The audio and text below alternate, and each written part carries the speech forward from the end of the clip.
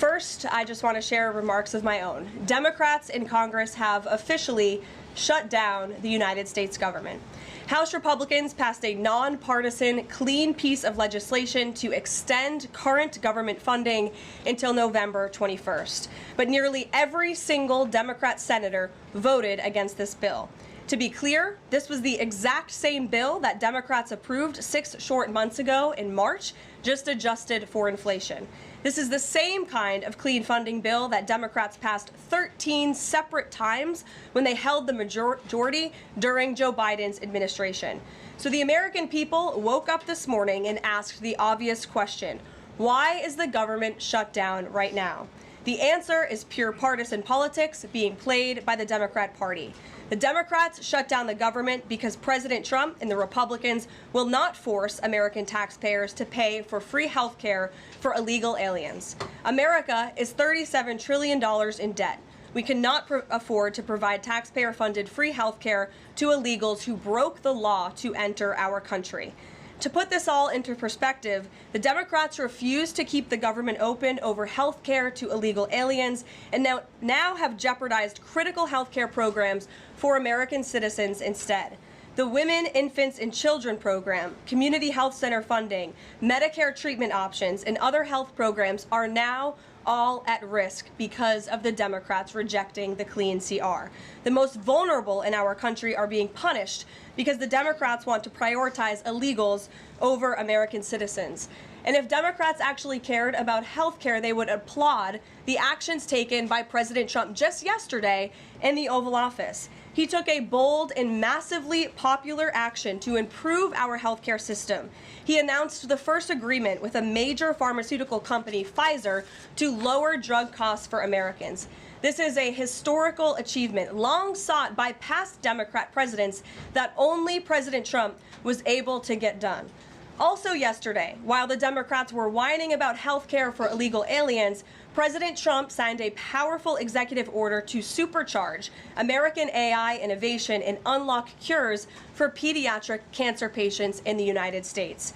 While President Trump took action to lower drug prices and improve the lives and the care of American children with cancer, again, Democrats are fighting to give health care benefits to illegal aliens. The Trump administration is fully committed to lowering healthcare costs and advancing policies that will save American lives. But right now, we need to keep the government open and funded. And individuals and organizations across the political spectrum, across the country, agree with the Trump administration and Republicans. The labor union leader, the Teamsters, Sean O'Brien, sent a very blunt message to Democrats over their destructive antics. He said American workers are not bargaining chips. Senators need to stop screwing around and pass the House-passed clean short-term funding bill. The U.S. Chamber of Commerce, the world's largest business organization, called to immediately pass the Republican clean CR, saying, quote, shutdowns are harmful to the economy, the American people, and our national security. And even Democrat Senators Cortez Masto and Fetterman acknowledged that their party is betraying the American people with this costly and chaotic Democrat shutdown. Enough is enough. Democrats need to stop sabotaging our country and holding the American people hostage in the country. Democrats need to do their jobs. The American people want the government reopened, and this is proven in a New York Times poll showing that 2 in 3 Americans say the government should not be shut down by the Democrats, even if their absurd demands are not met. The president and Republicans are working very hard to reopen the federal government. The vice president here has been crucial in this effort. We encourage all Americans across the country, call your Democrat senators and encourage them to reopen the government. That's what President Trump and the vice president want to do. And there are unfortunate consequences to a government shutdown. And the federal government is not receiving any cash at the moment. And so the Office of Management and Budget has been tasked with looking over the receipts and looking over the budget of the entire federal bureaucracy. And as the vice president said, determining what needs to continue to go out the door and what can we continue to keep running and what unfortunately is going to have to come to an end. So those decisions are being made. And unfortunately, layoffs are very likely, as the vice president just said, going to be a part of that. I would reject there is inhuman inhumane treatment of illegal immigrants in the United States under this administration. There was, however, significant inhumane treatment of illegal immigrants in the previous administration as they were being trafficked and raped and beaten, and in many cases killed, over our United States southern border. You also look at the inhumane treatment at the hands of some of these illegal immigrants that took place under the previous administration as well. Laken Riley comes to mind, a beautiful American citizen who was killed at the hands of an illegal immigrant. So this administration is trying to enforce our nation's laws in the most humane way possible, and we're upholding the law, and we're doing that on behalf of the people of our country who live here. This government shutdown is no doubt going to impact everyday Americans, and it is the fault of the Democrats that we are in this position. And I know I relayed some programs that will be impacted, the Vice President did as well, but I just want to make sure the American public understand what the Democrats have done to our government and our country. 1.3 million active duty troops will work now without pay. Critical food assistance for low-income women, infants, and children will now lapse. No new mothers or children are allowed to join this critical program because of the Democrats' decision to shut down the government. Telehealth services for seniors and in-home treatment options for Medicare patients will now come to an end. Nearly 50,000 members of the United States Coast Guard are going to have to work unpaid. Over 13,000 air traffic controllers will work without pay, as well as TSA agents, which will very likely create flight disruptions, and pay will now stop for over 150,000 federal law enforcement officers. These are not just numbers and statistics. These are real Americans who have families at home. And I saw some Democrat members today saying they're still going to accept their paychecks because they have 3 kids at home and they have mouths to feed. Well, so do these federal workers who those same Democrats just voted to shut down the government and turn off their pay. And we believe that's very unfair, and it's why the administration wants to see the government reopened. Are you expecting a similar type of impact on GDP growth related to this potential protracted government shutdown? Well, look, I think it's dependent upon how long this shutdown continues. So it's dependent on how long it takes Democrats to muster up the coverage, 5 of them, to vote in the best interest of our country, our citizens, and our economy. Shutdown. I'm just wondering how soon you could see cuts to the federal workplace, and if there's a specific agency that will experience the most cuts or be focused. Unfortunately, because the Democrats shut down the government, the president has directed his cabinet, and the Office of Management and Budget is working with agencies across the board to identify where cuts can be made, and we believe that layoffs are imminent. They are, unfortunately, a consequence of this government shutdown. Caroline, 2 questions. One, we're talking a lot about these layoffs and hypotheticals, but Speaker Johnson earlier today said that there is a proposal from the White House that House Republicans are expected to hear this afternoon about these mass layoffs. Can you tell us what is in that proposal, what agencies, what programs, what jobs? What he's referring to is a proposal that our Office of Management and Budget Director, Russ Vought, is going to be proposing to the House Republican Conference. He's going to kind of walk them through what this unfortunately is going to look like so they can discuss it with their constituents back home in their respective districts. So I don't want to get ahead of the Office of Management and Budget, but I'm sure you'll be hearing more about that very soon. Look, we have to put a plan in place. It would be irresponsible of us not to take a look at each and every agency and get an understanding of what we're going to have to do moving forward to do the best we can in the midst of this government shutdown. Thanks, Caroline. Just on that point, though, Russ Vought told House members, according to our notice recording, that RIFs would happen in 2 days. Already, we know that some have been sitting out from the U.S. Patent Office.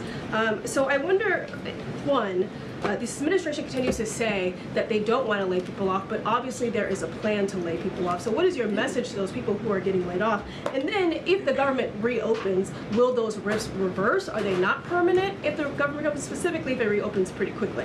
Well, sometimes you have to do things you don't want to do, and it's because the Democrats have put us into this position.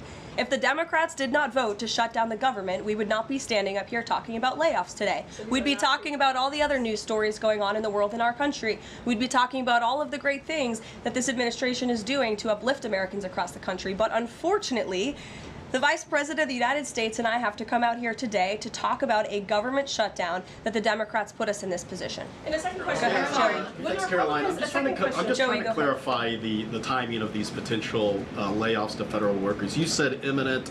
The vice president seemed to say in a couple of days. It looks like Russ Vogt maybe said in 2 days. When would these layoffs begin?